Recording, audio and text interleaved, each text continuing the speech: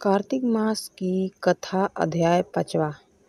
प्रभु मुझे सहारा है तेरा जग के पालनहार। कार्तिक मास की महात्म्य की कथा करूं विस्तार। राजा पृथु बोले, हे नारद जी, आपने कार्तिक मास में स्नान का फल कहा, अब अन्य मासों में विधि पूर्वक स्नान करने की विधि बताइए। विधि, नियम और उद्यापन की विधि भी बताइए। देवर्षि नारद ने कहा, हे राजन, आप भगवान विष्णु के अंश से उत्पन्न हुए हैं, अतः यह बात आपको ज्ञात ही है। फिर भी आपको यथाचित ध्यान बताता हूँ। अश्विन माह शुक्ल पक्ष की एकादशी से कार्तिक के व्रत करने चाहिए। ब्रह्म मुहूर्त में उठकर जल का पात्र लेकर गांव से बाहर पूर्व अथवा उत्तर दिशा में जाना चाहिए। उसके बाद जो मनुष्य मुख शुद्धि नहीं रहता, उसे किसी भी मंत्र का फल प्राप्त नहीं होता। अतः दांत और जिह्वा को पूर्ण रूप से शुद्ध करना चाहिए और निम्न मंत्रों का उच्चारण करते हुए दातुन तोड़नी चाहिए। हे वत्सल्य, आप मुझे आयु, कीर्ति, तेज, प्रभा, पशु संपत्ति, महाज्ञान, बुद्धि और विद्या प्रदान करो। इस प्रकार उच्चारण करके वृक्ष से 12 अंगुल की दातुन ले। दूध वाले वृक्षों से दातुन नहीं लेनी चाहिए।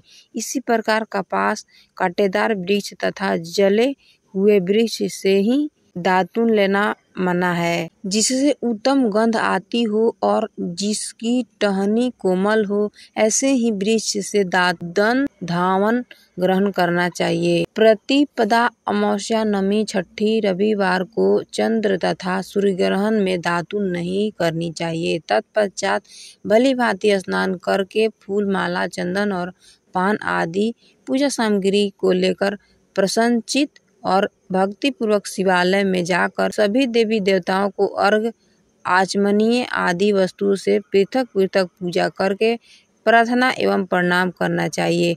फिर भक्तों के स्वर में स्वर मिलाकर श्री हरि का कीर्तन करना चाहिए। मंदिर में गायक भगवान श्री हरि का कीर्तन करने आए हो, उनका माला, चंदन, तांबू आदि से पूजन करना चाहिए, क्योंकि देवालय में भगवान विष्णु को अपनी तपस्या, योग और दान द्वारा प्रसन्न करते थे, परंतु कलयुग में भगवत गुणगान को भी भगवान श्री हरि को प्रसन्न करने का एकमात्र साधन माना गया है। नारद जी राधा पृथु से बोले, हे राजन, एक बार मैंने भगवान से पूछा कि हे प्रभु, आप सबसे अधिक कहाँ निवास करते हैं? इसका उत्तर देते हुए भगवान ने कहा, हे नारद, मैं वैकुंठ या योनियों के हृदय में ही निवास नहीं करता, अपितु जहाँ मेरे भक्त मेरा कीर्तन करते हैं, मैं वहाँ अवश्य निवास करता हूँ। जो मनुष्य चंदन, माला आदि से मेरे भक्तों का पूजन करते हैं,